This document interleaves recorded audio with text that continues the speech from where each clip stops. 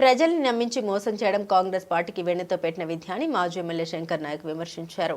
మహబూబాబాద్ జిల్లా కేంద్రంలోని మాజీ ఎమ్మెల్యే క్యాంపు కార్యాలయంలో సర్పంచ్ ఎన్నికల్లో బీఆర్ఎస్ పార్టీ బలపరిచిన విజయం సాధించిన సర్పంచ్ అభ్యర్థుల్ని శంకర్ నాయక్ సన్మానించారు. ఈ సందర్భంగా వారు మాట్లాడారు. కార్యకర్తలను కంటికి రెప్పలా కాపాడుకుంటారని, సర్పంచ్ ఎన్నికల్లో చూపిన స్ఫూర్తితో రానున్న ఎంపీటీసీ, జెడ్పీటీసీ ఎన్నికల్లో బీఆర్ఎస్ సత్తా చాటాలని సూచించారు. సర్పంచులను గెలిపించారు. మరోసారి మీ అందరికీ పేరు పేరున హృదయపూర్వక ధన్యవాదాలు. డిస్ట్రిక్ట్ ప్రెసిడెంట్ కవిత గారు కూడా తిరిగారు ఒక రెండు చోట్ల. వాళ్ళకు కూడా ప్రజల తరపున, నా నియోజకవర్గాల తరపున హృదయపూర్వక ధన్యవాదాలు.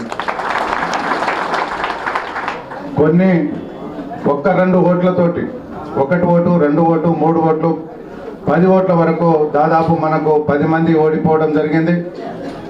అలాగే 15 మంది రెబల్స్ తోటి జరిగింది. దాదాపు అంటే మనం నియర్ అబౌట్ 90 సీట్లు గెలిచే వాళ్ళం, కానీ 58 సీట్లు మాత్రమే గెలిచాం. ఇది మన ఘన విజయం. రాబోయే రోజులలో ఎంపీటీసీలు కావచ్చు, ఎంపీపీలు, జడ్పీటీసీలు, పిఎస్ఏ చైర్మన్లు కానీ, కౌన్సిలర్లు కానీ ఇక ఎట్లా గెలుస్తారో మనం అందరం ఊహించుకోవాలి. నేను ఇవాళ లేనిపోని హామీలు ఇచ్చారు. 452 హామీలు, 6 గ్యారంటీలు ఇచ్చిన మహనీయుడు, చాలా గొప్ప వ్యక్తి మన రేవంత్ రెడ్డి గారు.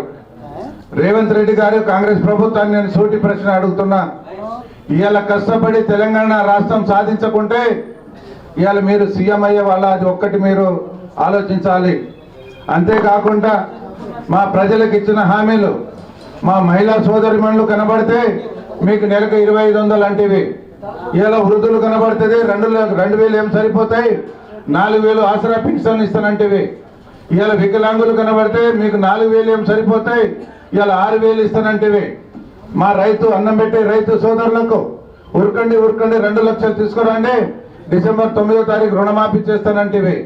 ఇవాళ మేమిచ్చే ఎకరానికి 10,000 సరిపోవు, నేను 15,000 ఇస్తా, ఇన్నో తోపు అని చెప్పేసి నేను కౌలు రైతులకు కూడా ఇస్తానండి. ఇవన్నీ జరిగినాయా? ఒక్కటన్నా నెరవేరిందా?